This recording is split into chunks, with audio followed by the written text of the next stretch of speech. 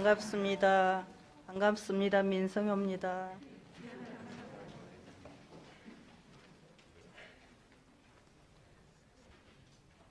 새 세상의 새 종교라는 주제를 정했는데요.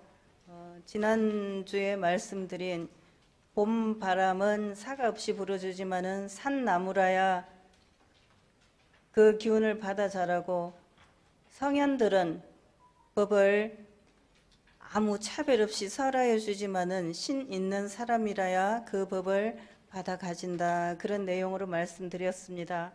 지난주에 봄 기운이 무르익었는데 꽃샘추위가 살짝 와서 조금 추우시죠? 네, 오늘은 약간 추우신 것 같은데 감기 걸리지 않도록 조심하시고 건강 잘 챙기시기를 바랍니다. 새 세상의 새 종교다 그러면 뭘 말하는지 다 아시죠? 네, 당연히 이제 우리 원불교를 말씀드리는 것인데, 대종사님께서 원불교를 처음 시작하실 때 불법 연구회다 이렇게 하고 이제 시작이 되셨습니다. 대종사님께서 말씀하신 원불교가 시작된 이유, 그것을 정전에는 뭘로 지금 되어 있습니까?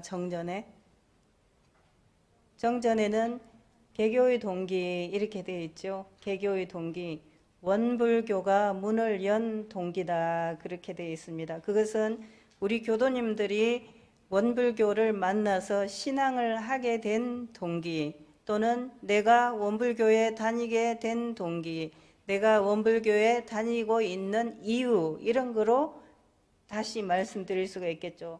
나는 이것으로 이 때문에 이런 연유로 해서 원불교에 다니고 있다, 원불교 신앙을 하고 있다, 이렇게 말씀드릴 수가 있겠습니다. 그래서 우리 대종사님께서 원불교를 여신 이유 그것이 불법연구회 처음 시작할 때 불법연구회 규약에서는 본회의 취지 설명 이렇게 되어 있습니다. 그래서 혼몽 중에 있던 우리, 취중에 있던 우리 해가지고 여러 가지 현재의 문제를 말씀하셨죠. 우리 교도님들은 지금 혼몽 중에 계신가요? 아니죠. 대명천지에 밝게 계시죠. 취중에 있으신가요? 아니죠. 원불교 교도님들은 거의 술을 별로 안 하시기 때문에 취중에 있을 이유가 별로 없는 것 같아요. 이제 제 친구 신부님들은 엄청 술을 좋아해갖고 취중에 있는 신부님들이 더 많더라고요. 그래서 제가 천주교는 너무 주님을 너무 잘 모시는 것 같아요. 그랬더니 그 주님이 술주자 주님을 미사 때도 늘 이렇게 이제 주님을 모시면서 진짜 주님도 모시고 술주자 주님도 모시고, 그래서 이제 알코올 중독이 된 신부님들도 있고 그래요. 우리 교도님들은 주님을 별로 안 모시기 때문에, 법신불 사은님을 모시기 때문에 그럴 일이 별로 없으신 것 같습니다. 아무튼 그런 어려운 때에 우리 원불교가 생겨났습니다. 대종사님께서 1891년에 태어나셨으니까 지금 여기에 이제 대종사님보다 연세가 더 많은 분은 없고, 또 이제 1916년에 우리 원불교가 생겼으니까 1916년 이전에 태어나신 분도 없죠. 그러니까 모두 대종사님보다는 연하시고 원불교가 생긴 것보다 더 늦게 원불교를 이제 당연히 만날 수밖에 없는 그런 조건입니다. 어쨌든 간에 우리 원불교가 지금 이 세상에 나와서 열심히 세상을 위해서 활동을 하고 있는 중인데, 원불교가 나오는 그때에는 많은 종교들이 나왔죠. 많은 종교들이 나왔습니다. 그래서 비온 뒤에 싹이 막 여기저기 막 솟아나듯이 그렇게 종교가 많았는데, 그 중에서 대부분의 종교들이 다 큰 힘을 얻지 못했습니다. 이제 그래도 그 가운데에 조금 큰 힘이 있었다면은 천도교와 증산교, 원불교 이렇게 볼 수 있는데, 대종교도 당시에는 굉장히 큰 세력이 있었죠.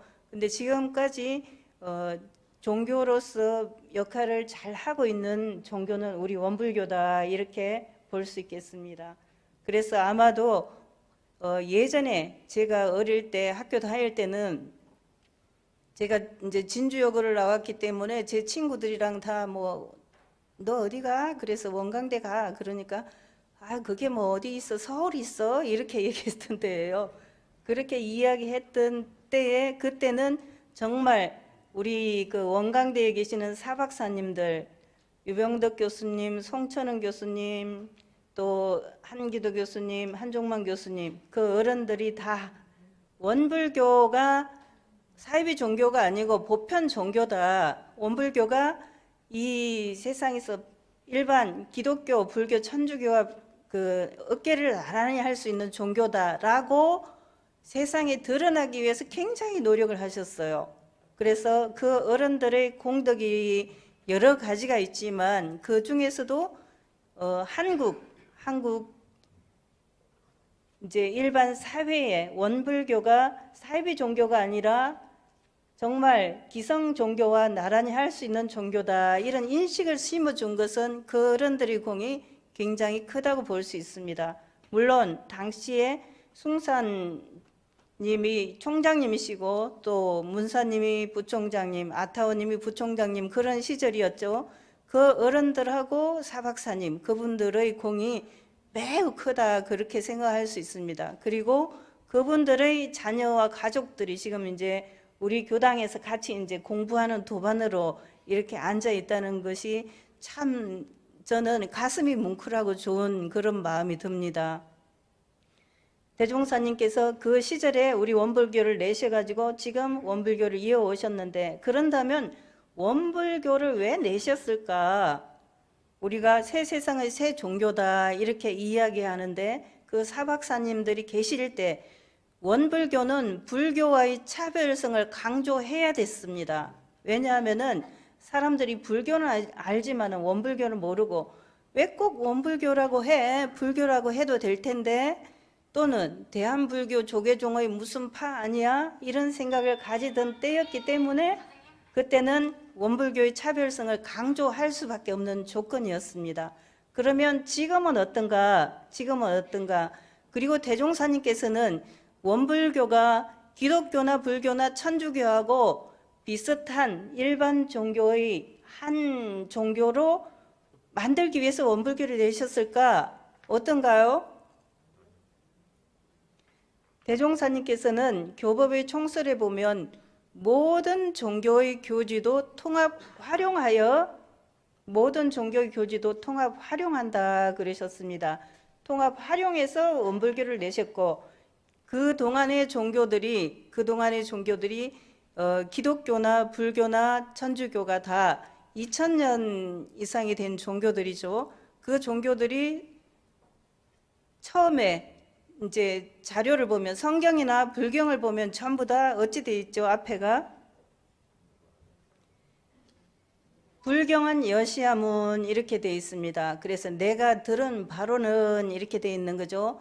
부처님이 말씀하시길 이게 아니고 내가 듣기에는 이렇게 하셨다 그렇게 돼 있고 성경도 전부 그 당시의 말씀이 아니고 그 제자들이 수집을 해갖고 예수님의 말씀이 이럴 것이다 해서 만든 것이 성경입니다. 그래서 무슨 복음, 뭐 도마복음, 요한복음 등등 무슨 복음 이렇게 하는 것은 그 사람들이 적은 글이란 말이에요. 그러면은 우리가 이 책, 이 전서가 우리 원불교인들한테는 대종사님께서 직접 대종사님의 뜻을 그대로 펴신 그 내용이 정전에 들어있죠.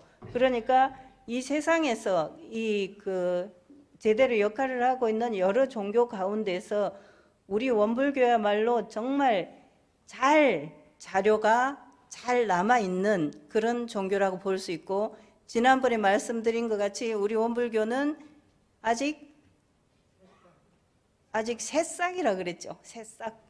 아직까지 이제 다 자라려면 한참 멀어 있는 새싹입니다. 그러면은 그 새싹인 시절에 우리가 이 원불교 공부에 동참했으니까 얼마나 귀중해요. 그 새싹은 나중에 뭐가 될지 모르죠. 우리가 어린아이를 귀하게 여기는 것은 그 아이가 이 다음에 뭐가 될지 몰라요. 그렇죠? 지난번에 우리 요사님 손자 사진을 보여드렸는데 그 애들이 이 다음에 뭐가 될지 우리가 어떻게 알겠어요? 그 애들이 그 대통령이 될지 또는 또 종교 지도자가 될지 큰 사업을 하는 사업가가 될지 위대한 교육가가 될지 아무도 모르잖아요. 모르기 때문에 그 애들이 앞으로 어떻게 되도록 우리가 잘 키워주는 게 중요하듯이 원불교의 새싹, 원불교의 초창기에 동참한 우리들이 이 원불교를 어떻게 잘 가꾸어 나갈까 하는 것이 굉장히 중요한 내용입니다. 그러자면은 원불교가 개교하게 된 동기, 원불교 개교의 동기를 우리가 잘 실천해야 되겠죠. 네. 또 오늘 제가 재운 사람이 깨우게 되는 형편이 된 것 같아요.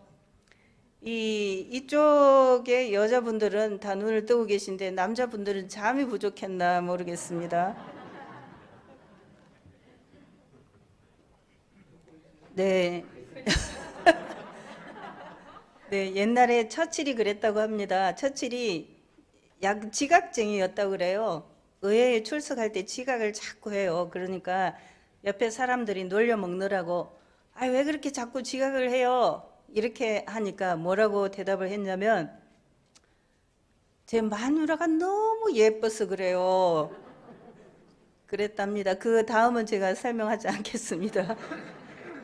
예, 우리 어르신들은 부인이 너무 예뻐서 그러신가 모르겠습니다. 아무튼 개교의 동기를 잘 실천하는 것이 우리의 사명이고 우리가 지금 해야 되는 일이자 할 수밖에 없는 일이라고 생각이 됩니다.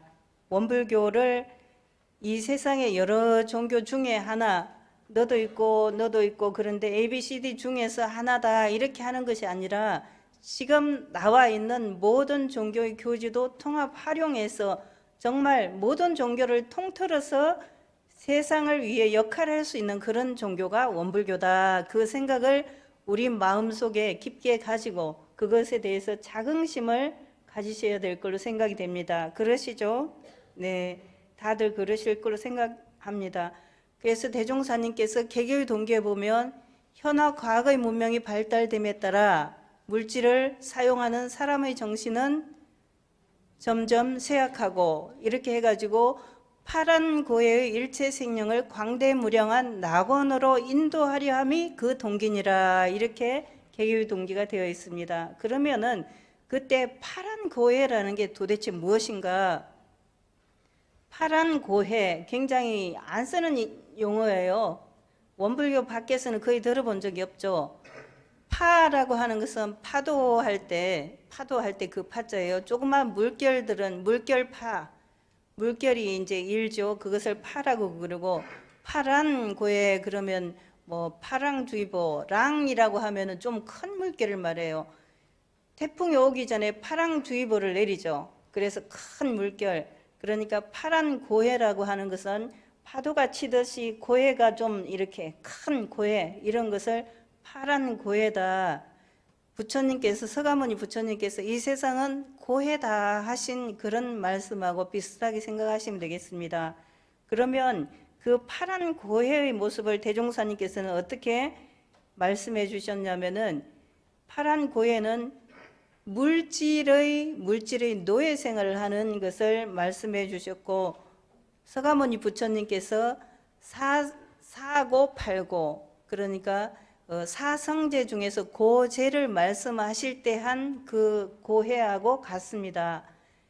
사고는 생로병사 그것이 사고고 그 뒤에 사고는 좋지만은 만나지 못한 거 애별리고 밉지만은 만나야 되는 거 또는 구하고자 하지만은 구하지 못하는 거 그다음에 원수가 오음성고라 그래서 여러 가지 색수상 행식 그런 것이 막 치성한 거 여러 가지 생각이 치성한 거 그것을 오음성고라고 해서 사고 팔고 이렇게 말합니다. 그런 것이 다 고통인데 그 중에 대종사님께서는 좀 다르게 표현을 하셨어요. 인간의 욕망 때문에 고통이 오는데 그 고통의 내용을 첫째는 돈의 병이다 그랬습니다. 돈의 병.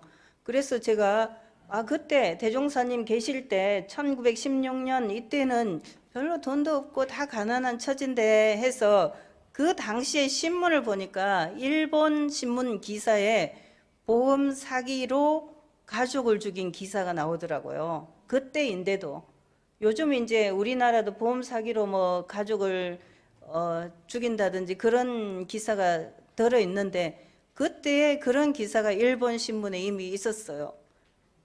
돈의 병이 이미 들었던 거죠. 우리보다 산업 발달이 조금 더 일렀기 때문에 그랬다 생각이 됩니다.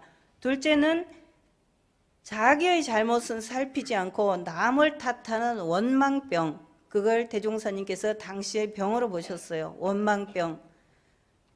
원망하기가 좀 쉽죠.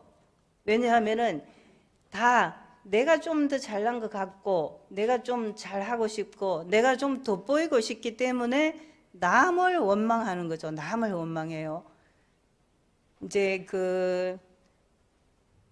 내 탓이다 이렇게 할 때는 나의 잘못을 돌아보는 건데 보통은 우리가 내 탓, 내 덕 이렇게 하기가 쉽죠. 그래서 다른 사람이 잘못했을 때는 가차 없이 얘기를 하고 자기가 잘못했을 때는 그럴 수도 있지 이렇게 합니다. 그래서 그것을 대인춘풍 그걸 바르고 잘라면 대인춘풍. 한문에서 인이라고 하는 거 사람 인자는 남을 말해요. 남을. 그 다음에 몸 기자를 쓰면 자기를 말하거든요. 그래서 대인춘풍. 다른 사람을 대할 때는 봄바람같이 하고 대기추상. 나를 대할 때는 추상같이 해라 그런 이야기인데 우리는 대기춘풍, 대인추상 이렇게 하기가 쉽죠. 다른 사람에게 대할 때는 지난번에 말씀드린 것처럼 봄바람처럼 부드럽게 해서 모든 생명이 태어나게 모든 생명이 자라나게 그렇게 하고 나의 잘못을 살필 때는 추상같이 해라 가을 서리발같이 엄하게 하라 그런 이야기죠.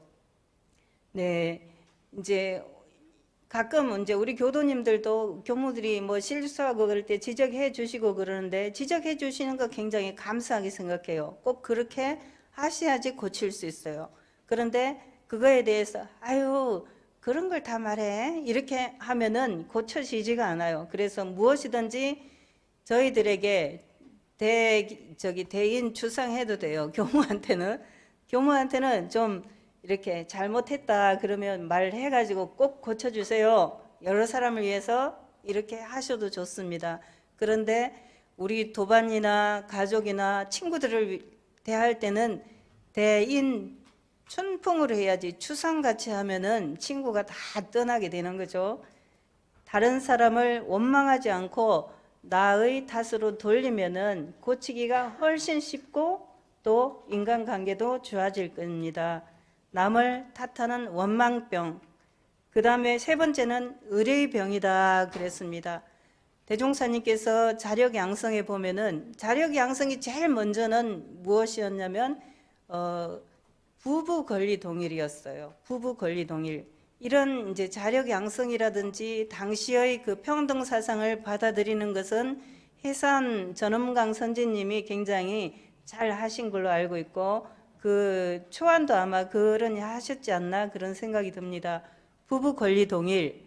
그런데 이제 그 부부 권리 동일이 범위가 좀 좁으니까 그 다음은 남녀 권리 동일로 바뀌었습니다. 그 내용이 지금은 사요의 자력 양성으로 바뀌었는데 그 자력 양성의 내용은 다른 사람한테 의뢰하지 말고 자력을 길러야 된다 그런 내용으로 자력 양성을 말씀하고 계십니다. 제가 이제 약간 재미가 없어지는 모양입니다만 너무 재미있게 하는 것은 좀 또 그렇지 않나 이런 생각이 들어서 제가 약간 다르게 하고 있는 중인데 조금 잘 안 들리시나 그런 걱정이 제가 교도님들 뵈면서 그 걱정이 조금 듭니다. 혹시 그러신가요? 네. 아무튼 자력 양성은 의뢰의 병을 고치자는 겁니다. 그 다음에는 암안심에 사로잡혀서 배울 줄 모르는 병. 예를 들면 저는 요리를 잘 못합니다. 그러면 요리를 잘 못하면 요리를 잘 할 수 있는 방법이 없을까요? 있죠. 요즘같이 좋은 세상에 못한다는 것은 말이 안 되는 것 같아요. 유튜브도 있고 그냥 누가 가르쳐 달래도 잘 가르쳐 줘요. 제가 다른 사람하고 관계를 좋게 하는 방법 하나를 알려드릴게요. 만약에 우리 지휘자 선생님을 제가 기차를 타고 익산에서 서울까지 갈 때 옆자리에 앉았어요. 그러면은 모르는 사람하고 옆자리에 앉는 게 엄청 뻘쭘하죠. 불편하죠. 그래서 요새는 각자 자기 이어폰을 꽂고 휴대폰에서 뭘 듣고 이렇게 해요. 그런데 그래도 이제 옛날에 우리 장적조 선생님이나 그런 분들은 만주에까지 가면서 교화를 하셨는데 우리가 여기에서 교화를 안 하고 그냥 갈 순 없지 하고 말을 하기로 하자면 우리 지휘자 선생님하고 저하고 같이 앉았어요. 그러면은 선생님은 저한테 어떻게 하면 제가 말을 하고 싶어 하겠어요?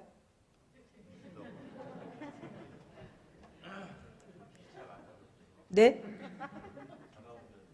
자가 자가 운전을 해도 기차를 탈 때가 있는데 아무튼 같이 앉고 싶지 않다 그런 뜻으로 좀 들리는데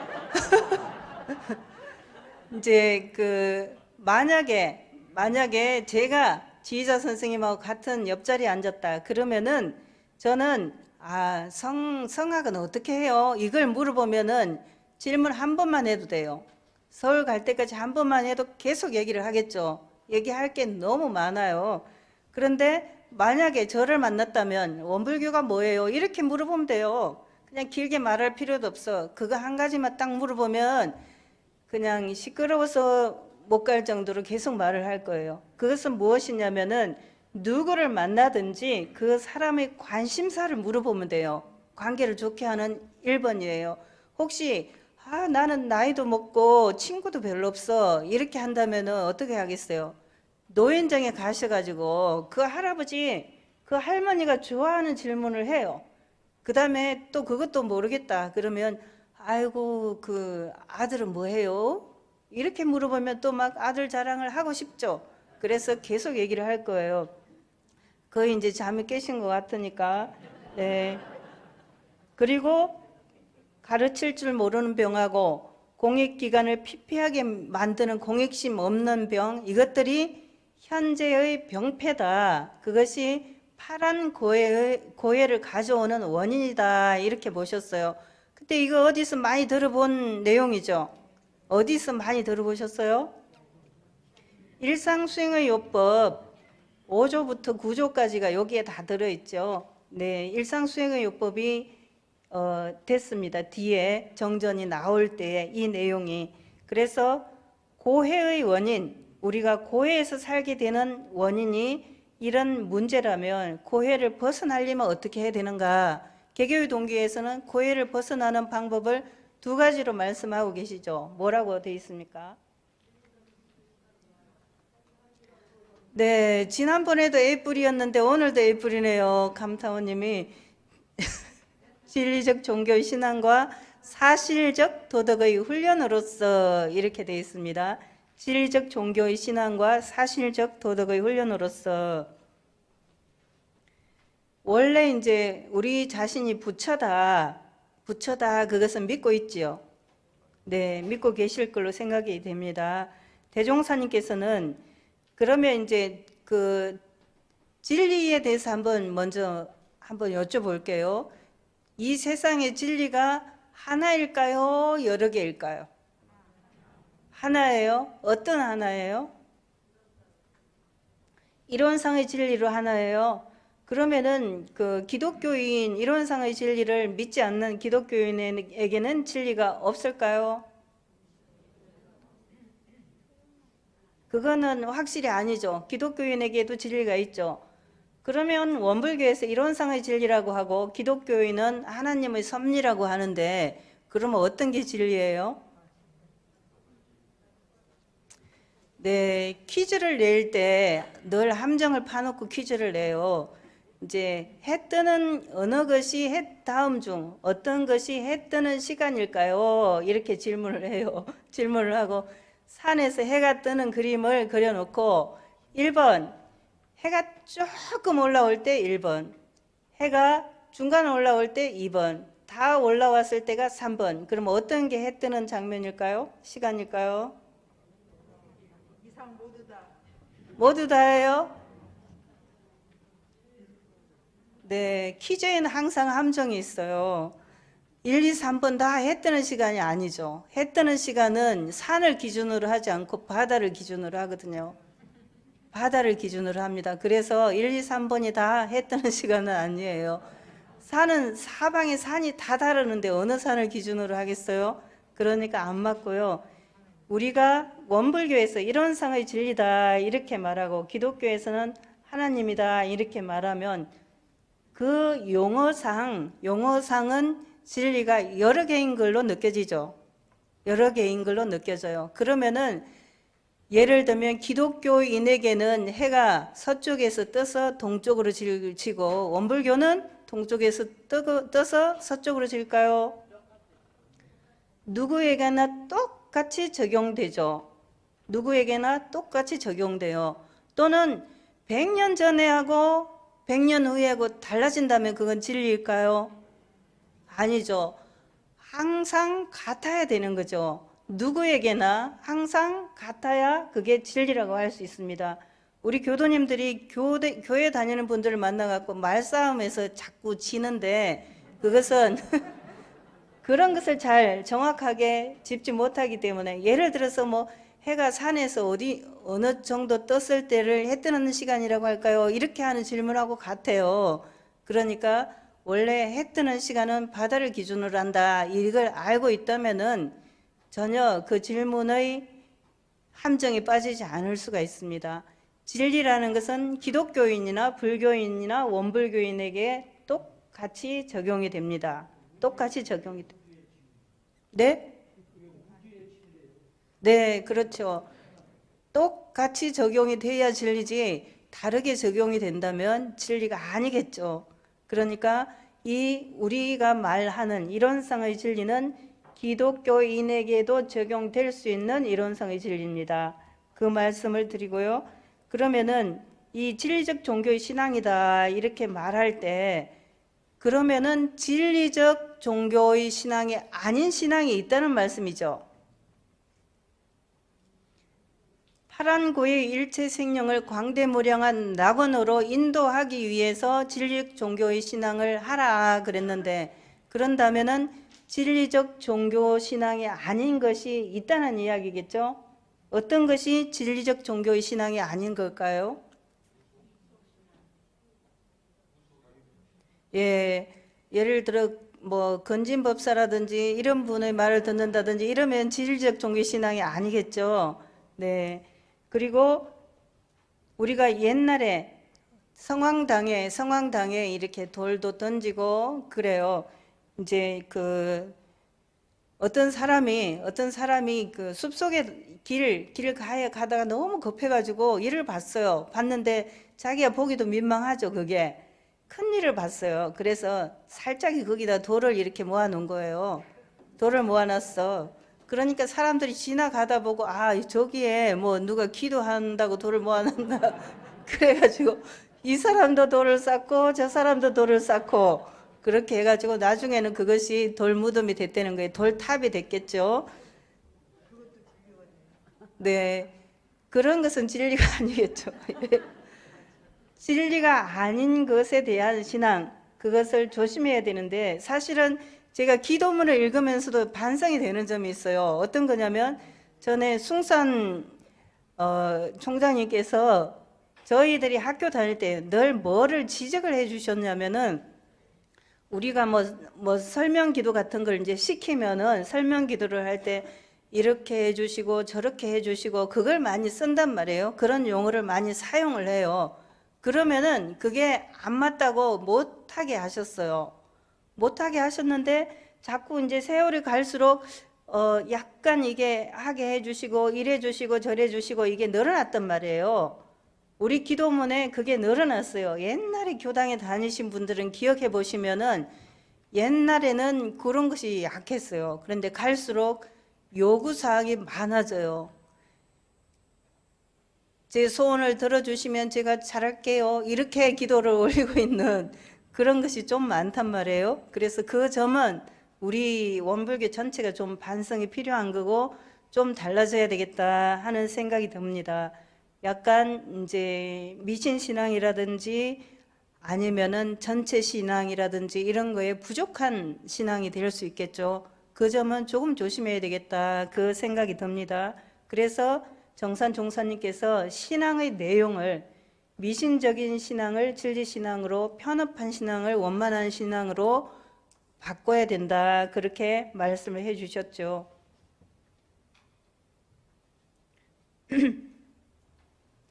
우리가 법신불 사은님을 지금 일원상을 모시고 심고와 기도를 하고 있는데 대종사님께서 일원상은 진리의 표본이다 이렇게 말씀을 하셨죠.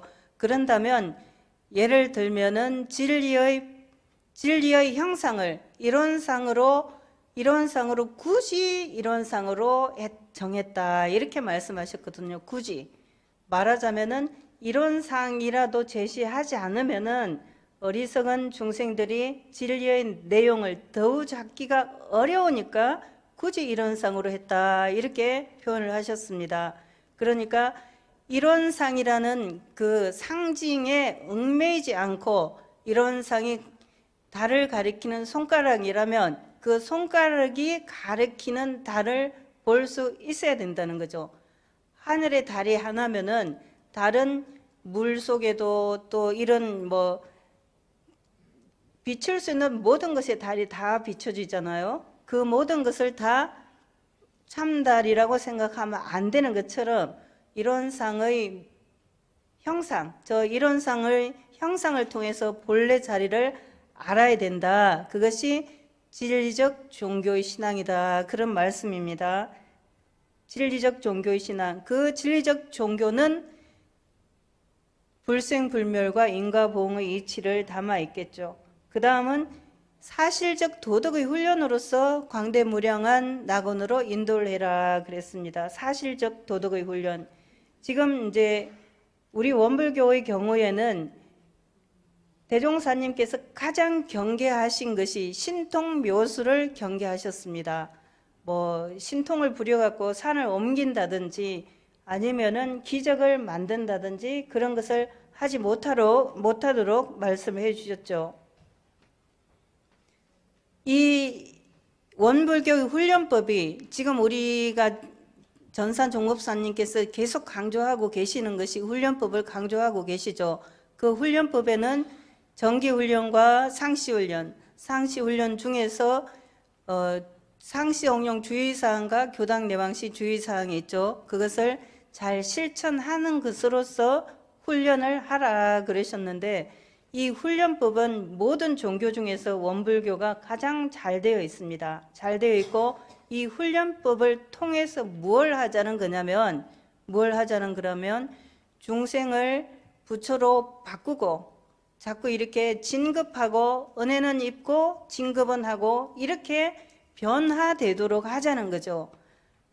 만약에 내가 원불교를 30년 다녔는데 나 원불교 30년 다녀서 이렇게 말하면서 30년 전의 나나 지금의 나나 똑같다면 그것은 훈련을 잘 하지 않은 그런 결과죠. 훈련을 잘 하지 않은 결과죠.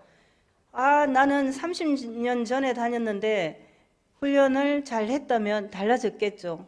제가 저를 생각하면 제가 만약에 원불교를 안 만났으면 지금 어떤 모습일까 생각할 때 너무나 다행인 것 같아요. 원불교를 안 만났으면 엄청 초라한 아줌마였을 것 같아요. 네. 그런데 원불교를 만나서 지금도 부족해 보이긴 하지만 이 정도 된 거는 원불교를 만났기에 가능했던 일이에요. 그래서 저는 저를 구원해 준 원불교에게 굉장히 감사를 드립니다. 우리 교도님들은 감사를 드리시는지 어쩐지 모르겠습니다. 아무튼 저는 저를 구원해준 감사합니다. 그 훈련을 통해서 시대와 대중화, 생활화 할 수 있도록 해주셨죠. 우리 대종사님께서 훈련을 통해서 저 민성효를 구제해 주셨고, 제가 원불교 신앙을 하게 되는 내용이 바로 이 개교의 동기와 같고, 또 앞으로도 그 일을 통해서 더 열심히 노력을 할 것입니다. 그래서 결국은 광대무량한 낙원으로 인도가 되어야 되는데, 그러려면은 이 질적 종교의 신앙과 사실적 도덕의 훈련을 통해서 무엇이 되어야 하냐면은 변화가 되어야 되는 거죠. 변화.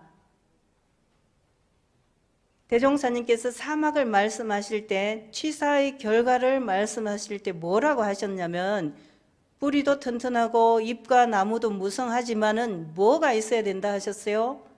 열매가 있어야 된다 하셨는데, 그 열매가 바로 결실이라고 할 수 있겠죠. 기업을 운영하는 사람이라면 기업을 통해서 이윤을 내야 될 것이고, 또 무언가를 목적한 사람이 무언가의 목적을 가지고 있다면 그 목적이 달성된 결과가 있어야 될 겁니다. 그것이 시간이 조금 걸리고 많이 걸리고 그거는 일마다 차이가 있겠죠. 그렇지만 반드시 결과를 내야 그것을 한 보람이 있을 것입니다. 우리 대종사님께서 원불교를 열어서 나를 위해서 원불교를 여셨구나. 나 민성효를 위해서 원불교를 여셨구나. 원불교를 통해서 내가 진급이 되고 은혜를 입는구나. 그래서 나는 정말 감사하다. 이 마음이 저뿐만 아니라 우리 교도님들 모두에게 들었으면 좋겠습니다. 그것이 원불교가 새 세상의 새 종교인 이유이고, 우리가 원불교 신앙을 하는 이유이고, 앞으로도 원불교 신앙을 계속해야 되는 이유이기도 합니다. 우리 모두 그렇게 하실 거죠? 네, 감사합니다.